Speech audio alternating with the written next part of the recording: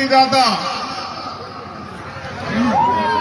परम पूजनीय विश्वरत्न डॉक्टर बाबा साहब अम्बेडकर ने स्पीच की थी, वो स्तंभ आप देख रहे हैं, 13 अक्टूबर 1935। आज एक विशेष अवसर पे मुझे यहां आने का मौका मिला। मैं सर्वप्रथम तो आप सबका धन्यवाद देता हूं।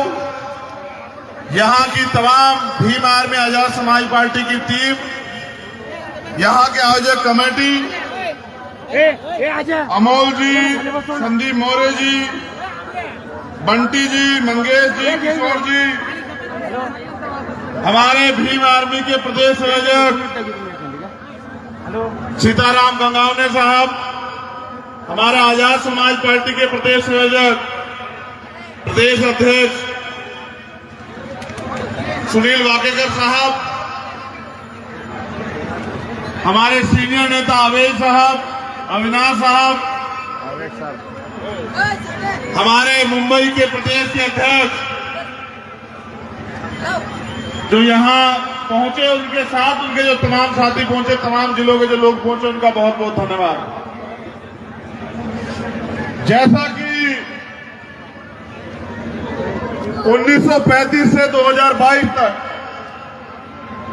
बाबा साहब अम्बेडकर के दिखाए रास्ते पर चल के हम लोगों ने भारत में बहुत कुछ अर्जित किया है, वही आज भी हमारे संत गुरु महापुरुषों का जो सपना था, बोध में भारत का सपना, बेगमपुरा राज का सपना, मानवतावादी राज का सपना, वो भी अधूरा।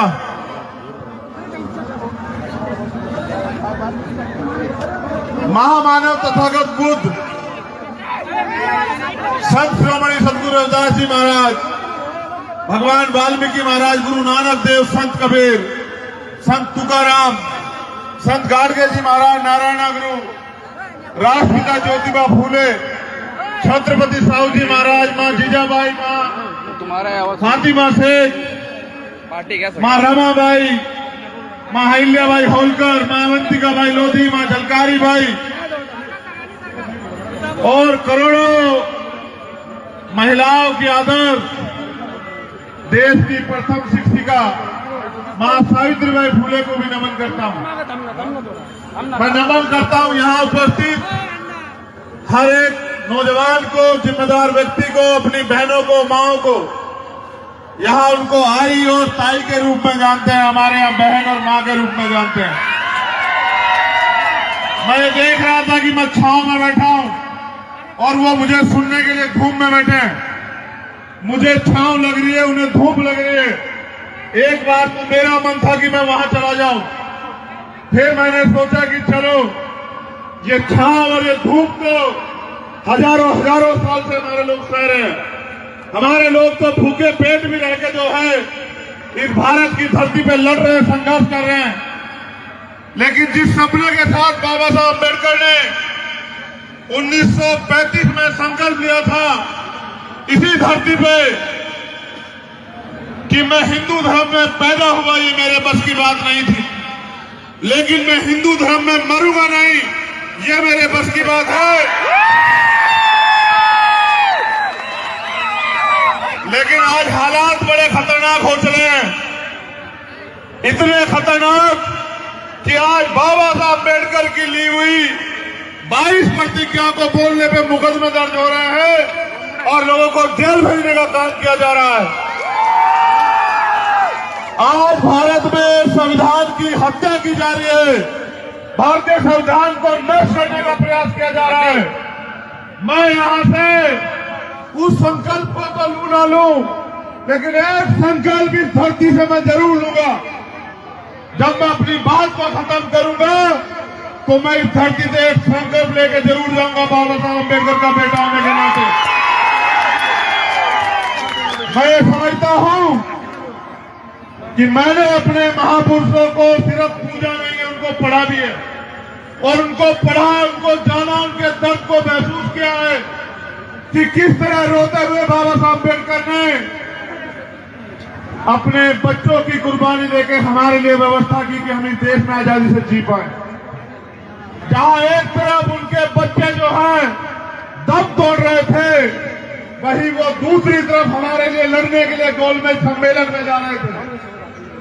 ऐसे बाबा साहब अम्बेडकर के बच्चे कितने दिन तक इस भारत की धरती में गुलाम बन के जिएंगे, ये आज सोचने की बात है। ये भी सोचने की बात है कि अगर हम सांस ले पा रहे हैं, घूम पा रहे हैं, क्या यही आजादी है? और एक सवाल जो सबसे बड़ा आपके सामने है, अगर आप उसको नजरअंदाज कर रहे हो तो आप बहुत बड़ी गलती कर रहे हो। भारत की धरती से जाने वाला धम, जिसको बौद्ध धम हम कहते हैं, जो दुनिया में गया, जो थाईलैंड गया, जो चाइना गया, कोरिया गया, जापान गया, और वो तमाम देश आगे बढ़ रहे हैं, वो तमाम देश बौद्ध में हो गए, लेकिन भारत में वही बौद्ध धर्म जो है वो अल्पसंख्यक में क्यों है? ये सवाल आपने कभी जाना? इस सवाल को आपने कभी अपने आप से पूछा? इस सवाल का जवाब ढूंढने का भी आपने प्रयास किया कि यहां से जाने वाला धर्म दुनिया में कामयाबी की बुलंदियों के रास्ते छू रहा है, लेकिन वो भारत में जो है अल्पसंख्यक क्यों है? उसका सबसे बड़ा कारण यह है कि जिनका राज नहीं होता उनका धर्म भी नहीं चलता। जब तक इस देश में हमारे पुरखों ने राज किया, जब तक इस देश में हमारे सम्राटों ने राज किया, तब तक धर्म जो है यहां से दुनिया में गया और एक से एक बड़ी से बड़ी यूनिवर्सिटी और एक से एक बड़ी से बड़ी सभ्यता जो है, चाहे वो सिंधु घाटी की सभ्यता हो, चाहे वो हड़प्पा मोहनजोदड़ो हो, चाहे वो कालीबंगा लोथल हो, चाहे वो तक्षशिला हो, चाहे नालंदा हो, दुनिया में ऐसा स्वर्ण युग अगर कहीं था जिस समय भारत को सोने की चिड़िया कहा जाता था, तब वो तथागत बुद्ध के मानने वालों के, तब तक तथागत बुद्ध के रास्ते पे चलने वालों के शासन में था।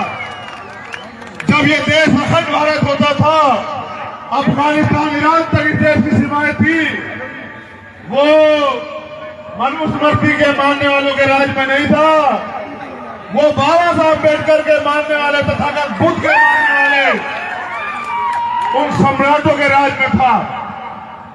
जैसे हमारा राज चला गया, हमारा धर्म भी चला गया, और जिनका राज नहीं होता वो गुलाम होते, और आज हम मजबूरी में आजाद भारत में भी गुलामों जैसी जिंदगी जी रहे हैं। मुझे खुशी है कि हम यहाँ लाखों की संख्या में इकट्ठा हुए, लेकिन दुख इस बात का भी है कि आज भी पूरे देश में जब हम एनसीआरबी का डाटा पढ़ते हैं तो सबसे ज्यादा अत्याचार शोषित वर्ग की बहन बेटियों को झेलने पड़ते हैं। कहीं उनका रेप होता है, कहीं उनकी हत्या होती है, कहीं पेट्रोल डाल के जला दी जाती है, कहीं तेजाब से नहला दी जाती है, कहीं मूछें रखने पर हत्या होती है, कहीं घोड़ी पे चढ़ने पर हत्या होती है, और अभी तो कुछ दिन पहले आपने देखा कि मटकी से पानी पीने पे भी हत्या होती है। ये भारत बन गया। ये भारत इसलिए नहीं बना क्योंकि मनुवादी लोग ताकतवर हो गए हैं। ये भारत इसलिए बन गया है क्योंकि बाबा साहब अम्बेडकर के बच्चे अपना काम नहीं कर रहे हैं। जिस दिन बाबा साहब अम्बेडकर के बच्चे इस देश के महापुरुषों के, संतों के तो मानने वाले जो हैं, नौजवान लोग चिल्ला देंगे, ये मनवादी बहरे हो जाएंगे। मेरा वादा है आप लोगों से, जिस दिन आप अपनी शक्ति को संगठित करके इस देश की शासन सत्ता पे काबिज हो जाओगे, उस दिन आपका धम और आपका ध्वज मुक्तिदाता परम पूजनीय विश्वरत्न डॉक्टर बाबा साहब अम्बेडकर ने स्पीच की थी। वो स्तंभ आप देख रहे हैं, 13 अक्टूबर 1935। आज एक विशेष अवसर पे मुझे यहां आने का मौका मिला। मैं सर्वप्रथम तो आप सबका धन्यवाद देता हूं। यहां की तमाम भीम आर्मी आजाद समाज पार्टी की टीम, यहां के आयोजक कमेटी, अमोल जी, संदीप मौर्य जी, बंटी जी, मंगेश जी, किशोर जी, हमारे भीम आर्मी के प्रदेश संयोजक सीताराम गंगावने साहब, हमारा आजाद समाज पार्टी के प्रदेश संयोजक प्रदेश अध्यक्ष सुनील वाकेकर साहब, हमारे सीनियर नेता अवेश साहब, अविनाश साहब, हमारे मुंबई के प्रदेश के अध्यक्ष जो यहाँ पहुंचे, उनके साथ उनके जो तमाम साथी पहुंचे, तमाम जिलों के जो लोग पहुंचे, उनका बहुत बहुत धन्यवाद। जैसा कि 1935 से 2022 तक बाबा साहब अम्बेडकर के दिखाए रास्ते पर चल के हम लोगों ने भारत में बहुत कुछ अर्जित किया है, वही आज भी हमारे संत गुरु महापुरुषों का जो सपना था, बोधमय भारत का सपना, बेगमपुरा राज का सपना, मानवतावादी राज का सपना, वो भी अधूरा।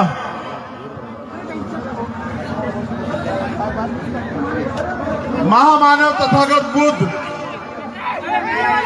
संत श्रोमणी सदगुरु रविदास जी महाराज, भगवान वाल्मीकि महाराज, गुरु नानक देव, संत कबीर, संत तुकाराम, संत गाडगे जी महाराज, नारायण गुरु, राष्ट्रपिता ज्योतिबा फूले, छत्रपति साहू जी महाराज, माँ जीजाबाई, माँ फातिमा शेख, माँ रमाबाई, माँ अहिल्याबाई होलकर, माँ अवंतिकाबाई लोधी, माँ झलकारी बाई और करोड़ों महिलाओं की आदर्श देश की प्रथम शिक्षिका माँ सावित्रीबाई फूले को भी नमन करता हूँ। मैं नमन करता हूँ यहाँ उपस्थित हर एक नौजवान को, जिम्मेदार व्यक्ति को, अपनी बहनों को, माओं को। यहाँ उनको आई और ताई के रूप में जानते हैं, हमारे यहाँ बहन और माँ के रूप में जानते हैं। मैं ये देख रहा था कि मैं छांव में बैठा हूं और वो मुझे सुनने के लिए धूप में बैठे हैं। मुझे छांव लग रही है, उन्हें धूप लग रही है। एक बार तो मेरा मन था कि मैं वहां चला जाऊं, फिर मैंने सोचा कि चलो, ये छांव और ये धूप तो हजारों साल से हमारे लोग सह रहे हैं। हमारे लोग तो भूखे पेट भी रह के जो है इस भारत की धरती पे लड़ रहे हैं, संघर्ष कर रहे हैं। लेकिन जिस सपने के साथ बाबा साहब अम्बेडकर ने 1935 में संकल्प लिया था इसी धरती पे कि मैं हिंदू धर्म में पैदा हुआ, ये मेरे बस की बात नहीं थी, लेकिन मैं हिंदू धर्म में मरूंगा नहीं, ये मेरे बस की बात है। लेकिन आज हालात बड़े खतरनाक हो चले हैं, इतने खतरनाक कि आज बाबा साहब अम्बेडकर की ली हुई 22 प्रतिज्ञा को बोलने पे मुकदमे दर्ज हो रहे हैं और लोगों को जेल भेजने का काम किया जा रहा है। आज भारत में संविधान की हत्या की जा रही है, भारतीय संविधान को नष्ट करने का प्रयास किया जा रहा है। मैं यहां से उस संकल्प को तो लू ना लूं, लेकिन एक संकल्प इस धरती से मैं जरूर लूंगा। जब मैं अपनी बात को खत्म करूंगा तो मैं इस धरती से एक संकल्प लेके जरूर जाऊंगा, बाबा साहब अम्बेडकर का बेटा होने के नाते। मैं ये समझता हूं कि मैंने अपने महापुरुषों को सिर्फ पूजा नहीं है, उनको पढ़ा भी है, और उनको पढ़ा, उनको जाना, उनके दर्द को महसूस किया है कि किस तरह रोते हुए बाबा साहब अम्बेडकर ने अपने बच्चों की कुर्बानी देकर हमारे लिए व्यवस्था की कि हम इस देश में आजादी से जी पाए। जहां एक तरफ उनके बच्चे जो हैं दम तोड़ रहे थे, वहीं वो दूसरी तरफ हमारे लिए लड़ने के लिए गोलमेज सम्मेलन में जा रहे थे।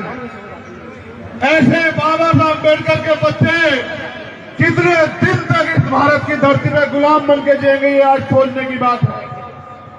ये भी सोचने की बात है कि अगर हम सांस ले पा रहे, घूम पा रहे, क्या यही आजादी है? और एक सवाल जो सबसे बड़ा आपके सामने है, अगर आप उसको नजरअंदाज कर रहे हो तो आप बहुत बड़ी गलती कर रहे हो। भारत की धरती से जाने वाला धम जिसको बौद्ध धम हम कहते हैं, जो दुनिया में गया, जो थाईलैंड गया, जो चाइना गया, कोरिया गया, जापान गया, और वो तमाम देश आगे बढ़ रहे हैं, वो तमाम देश बौद्ध में हो गए, लेकिन भारत में वही बौद्ध धर्म जो है वो अल्पसंख्यक में क्यों है? ये सवाल आपने कभी जाना? इस सवाल को आपने कभी अपने आप से पूछा? इस सवाल का जवाब ढूंढने का भी आपने प्रयास किया कि यहां से जाने वाला धर्म दुनिया में कामयाबी की बुलंदियों के रास्ते छू रहा है, लेकिन वो भारत में जो है अल्पसंख्यक क्यों है? उसका सबसे बड़ा कारण ये है कि जिनका राज नहीं होता उनका धर्म भी नहीं चलता। जब तक इस देश में हमारे पुरखों ने राज किया, जब तक इस देश में हमारे सम्राटों ने राज किया, तब तक धर्म जो है यहां से दुनिया में गया और एक से एक बड़ी से बड़ी यूनिवर्सिटी और एक से एक बड़ी से बड़ी सभ्यता जो है, चाहे वो सिंधु घाटी की सभ्यता हो, चाहे वो हड़प्पा मोहनजोदड़ो हो, चाहे वो कालीबंगा लोथल हो, चाहे वो तक्षशिला हो, चाहे नालंदा हो, दुनिया में ऐसा स्वर्ण युग अगर कहीं था जिसको जिस समय भारत को सोने की चिड़िया कहा जाता था, तब वो तथागत बुद्ध के मानने वालों के, तब तक तथागत बुद्ध के रास्ते पे चलने वालों के शासन में था। जब ये देश अखंड भारत होता था, अफगानिस्तान ईरान तक इस देश की सीमाएं थी, वो मनुस्मृति के मानने वालों के राज में नहीं था, वो बाबा साहब अम्बेडकर के मानने वाले तथागत बुद्ध के मानने वाले उन सम्राटों के राज में था। जैसे हमारा राज चला गया, हमारा धर्म भी चला गया, और जिनका राज नहीं होता वो गुलाम होते, और आज हम मजबूरी में आजाद भारत में भी गुलामों जैसी जिंदगी जी रहे हैं। मुझे खुशी है कि हम यहाँ लाखों की संख्या में इकट्ठा हुए, लेकिन दुख इस बात का भी है कि आज भी पूरे देश में जब हम एनसीआरबी का डाटा पढ़ते हैं तो सबसे ज्यादा अत्याचार शोषित वर्ग की बहन बेटियों को झेलने पड़ते हैं।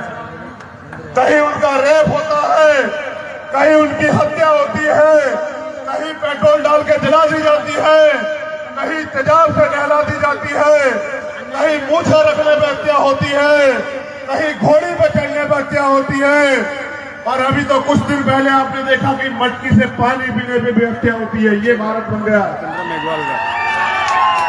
ये भारत इसलिए नहीं बना क्योंकि मनुवादी लोग ताकतवर हो गए हैं। ये भारत इसलिए बन गया है क्योंकि बाबा साहब अम्बेडकर के बच्चे अपना काम नहीं कर रहे हैं। जिस दिन बाबा साहब अम्बेडकर के बच्चे इस देश के महापुरुषों के, संतों के को मानने वाले जो हैं, नौजवान लोग चिल्ला देंगे, ये मनवादी बहरे हो जाएंगे। मेरा वादा है आप लोगों को। जिस दिन आप अपनी शक्ति को संगठित करके इस देश की शासन सत्ता पे काबिज हो जाओगे, उस दिन आपका धम और आपका ध्वज जो है फिर अखंड भारत बन के दुनिया के परचम पे लहराएगा और भारत फिर से सोने की चिड़िया बन जाएगा। किसी बहन बेटी के साथ अन्याय, अत्याचार, अपमान नहीं होगा। ये तभी संभव है जब महामानव तथागत बुद्ध संत रविदास जी की विचारधारा को मानने वाले लोग एकजुट होके और अपनी वोट की ताकत से सत्ता पे काबिज होने का काम करें।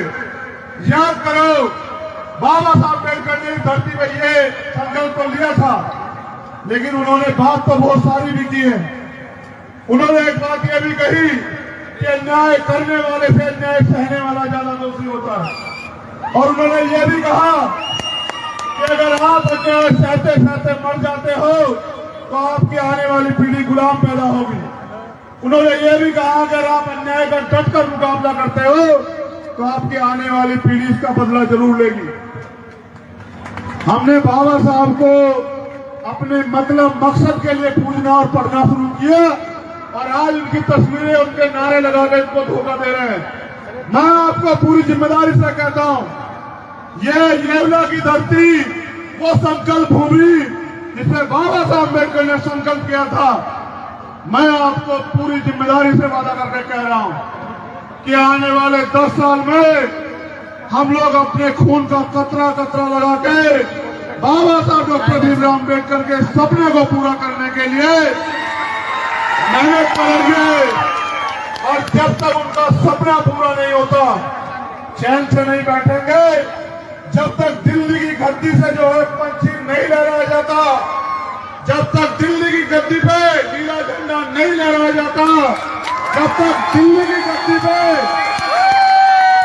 बाबा साहब अम्बेडकर को मानने वाले लोग स्थापित नहीं होते, हम चैन से नहीं बैठे। मैं महाराष्ट्र के नौजवानों से भी कहना चाहता हूं कि कुदरत ने, प्रकृति ने, महामानव ने आपको भी 2 हाथ, 2 पैर, 2 आंखें, 2 कान दिए हैं।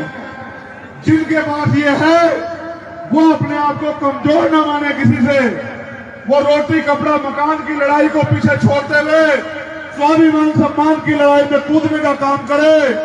आज मौका है, ये आखिरी बैठक चल रही है।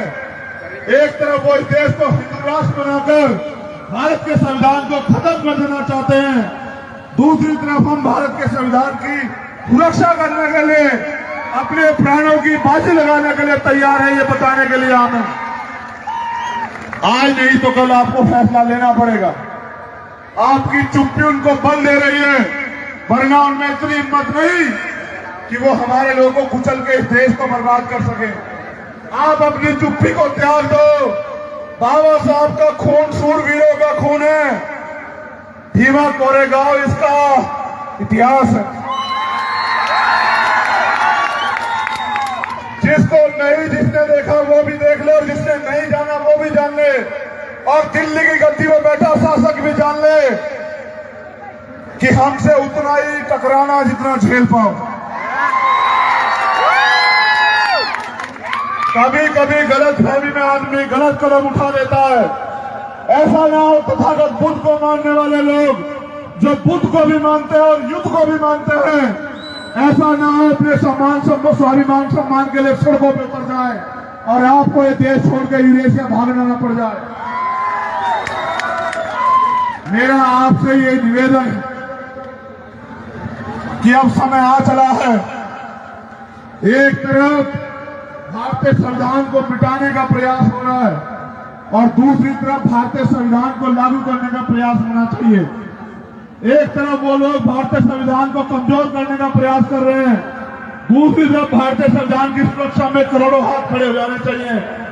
आपको आज नहीं तो कल ये मोर्चा लेना पड़ेगा और आपको आज नहीं तो कल ये घोषणा करनी पड़ेगी कि भारतीय संविधान पे उठने वाली हर आग का जवाब देने के लिए यहाँ का अम्बेडकर वादी तैयार है। आप बताओ, दोनों हाथ उठा के मुझे, क्या आपके रहते बाबा साहब अम्बेडकर के संविधान को कोई खतरा हो सकता है? बताओ, दोनों हाथ उठा के बताओ, हो सकता है क्या? आप नहीं चाहते कि बाबा साहब अम्बेडकर का संविधान लागू हो? बताओ, चाहते हो नहीं चाहते हो? बताओ, दोनों हाथ उठा के बताओ, आप चाहते हो नहीं चाहते हो? आप चाहते हैं नहीं चाहते कि तथागत बुद्ध का सपने पूरे हों? आप चाहते हैं नहीं चाहते कि स्वतंत्रता, बेहतरी, बंधुत्व, भाईचारा लागू हो? आप चाहते हैं नहीं चाहते कि यहाँ बहन बेटियों का सम्मान हो? बताओ, अगर आप ये सब चाहते हैं तो फिर आप इस आंदोलन में कूद पड़िए, क्योंकि बाबा साहब अम्बेडकर ने कहा है, मेरी बात पे गौर करें नौजवान, कि जिस कौम में कुर्बानी के बकरे तैयार नहीं होते वो कौम कभी आजादी प्राप्त नहीं करती। अगर आप आजादी चाहते हैं तो फिर कुर्बानी देने के लिए तैयार हो जाइए। और जिस दिन आप मात्र ऐलान कर देंगे कि हम अपने स्वाभिमान सम्मान की रक्षा के लिए, भारतीय संविधान की रक्षा के लिए हर कीमत चुकाने को तैयार है, मैं गारंटी देता हूं कि भारतीय संविधान की तरफ उठने वाले हर आंख छूट जाएगी आपके कदमों में। मेरी बात कह दिया। मैं तो ये भी मानता हूं कि मैं जब बैठा मैंने सोचा कि बहुत धूप है, और जब मैं वहां गया तो मैं ये प्रार्थना कर रहा था महामानव से कि मेरी बहनें बैठी हैं, मेरी माएं बैठी हैं, उनको धूप नहीं लगनी चाहिए। तो आपकी गर्जना से तो वो भी कांपता है। ये जो आकाश है ना, ये आपकी गर्जना से कांपता है। आपने अपनी ताकत को 2 अप्रैल को देखा था नहीं देखा था? बताओ, जब SC/ST एक्ट पे हमला हुआ, आप लोग सड़कों पे आए, लोग कहते थे कि सरकार ने झुकती, सुप्रीम कोर्ट ने झुकती, आपने एक दिन के आंदोलन में झुका के दिखाई सरकार सुप्रीम कोर्ट। मैं ये समझता हूं कि आप अपनी ताकत को भूले बैठे हैं। महाराष्ट्र की धरती तो वो धरती है जहां नौजवान युवा कम, नौजवान युवा के साथ साथ मेरी बहनों में भी आंदोलन की वो ऊर्जा है, वो क्रांति है जिसका सामना कोई नहीं कर सकता। मुझे गर्व है महाराष्ट्र में। मैंने तो महाराष्ट्र में शेरनियों को देखा, बाबा साहब अम्बेडकर की शेरनियों को देखा दौड़ते हुए, जिनकी दहाड़ के आगे मनुवादी पसीने पसीने हो जाते हैं। मगर मैं चाहता हूं कि बाबा साहब ये भी चाहते थे कि देश में हमारा राज स्थापित हो जाए। बाबा साहब ये भी चाहते थे कि हम इस देश के शासक वर्ग बन जाए। उसकी जिम्मेदारी बताओ हमारी बैठती है नहीं बैठती है बताओ। नहीं, ऐसे नहीं काम चलेगा। आपकी आवाज वहां जानी चाहिए, मुंबई तक जानी चाहिए।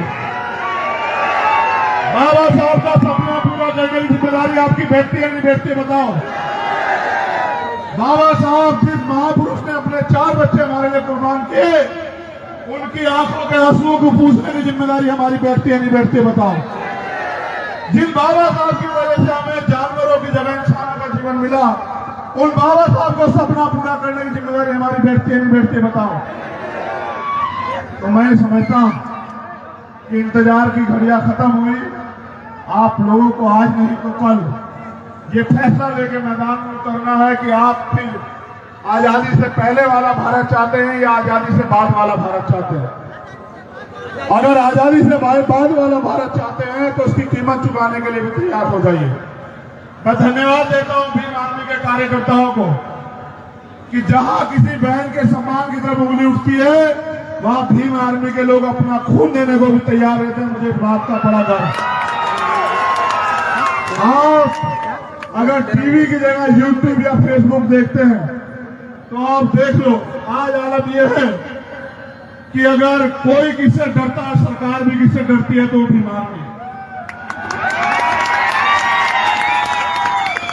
तो मैं आपसे अपील करता हूं कि जब चारों तरफ अंधेरा हो तो हमें चाहिए कि हम कोई रोशनी का चिराग जलाएं, और अगर हम नहीं जला रहे हैं तो जो चिराग जल रहा है फिर उसमें मदद करें। चाहे उस चिराग को रोशनी देने में मदद करें या इस चिराग की सुरक्षा करने में मदद करें। महाराष्ट्र की धरती पे बहुत मजबूती से हमारे साथी काम कर रहे हैं। मैं आप नौजवानों से अपील करता हूं, अपनी बहनों से अपील करता हूं कि उन्होंने सबको मौका दिया है। एक बार इस लड़ाई को लड़ने का मौका वो भीम आर्मी के लोगों को भी दे। एक बार इस लड़ाई को लड़ने का मौका वो आजाद समाज पार्टी के लोगों को भी दें। और मैं जब पहली बार जेल में गया और 16 महीने जेल में रहा,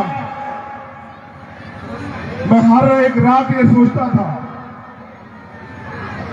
कि जब मुझे मौका मिलेगा तो मैं इतिहास में वो करके दिखाऊंगा जो हमारे महापुरुष सोचते तो थे लेकिन कर नहीं पाए। आज मैं देश के लाखों नौजवानों के साथ इस आंदोलन को आगे बढ़ाने के लिए काम कर रहा हूं। तो मैं उन जेल की काली रातों को तो भूल गया हूं, लेकिन जो अन्याय अत्याचार हमारे लोगों पे हो रहा है उन जख्मों को नहीं भूल पा रहा हूं। इसलिए आपसे अपील करता हूं कि आप यहां काम करने वाले लोगों की मदद कराएं और इस लड़ाई को लड़ने का मौका दें। आज आप यहां पहुंचे हैं, ये एक ऐतिहासिक दिन है। इस दिन पर मैं आपके लिए मंगल कामनाएं भेंट करता हूं और महापुरुषों से प्रार्थना करता हूं कि आपके जीवन में जो अंधेरा अभी भी आजादी के बाद बना हुआ है वो दूर हो जाए। इस देश में सामाजिक गैर बराबरी दूर हो और आर्थिक गैर बराबरी भी दूर हो। जो सुविधाएं अमीरों को मिल रही है वो हमारे लोगों को मिले और जो सामाजिक असमानता यहाँ है वो खत्म हो जाए। उन्हें आज के दिन की बधाई और आप सभी के लिए मंगल कामनाएं। बहुत बहुत धन्यवाद। जय भीम, जय भीम, जय भीम, जय भारत। बहुत धन्यवाद। जय भीम, जय भारत।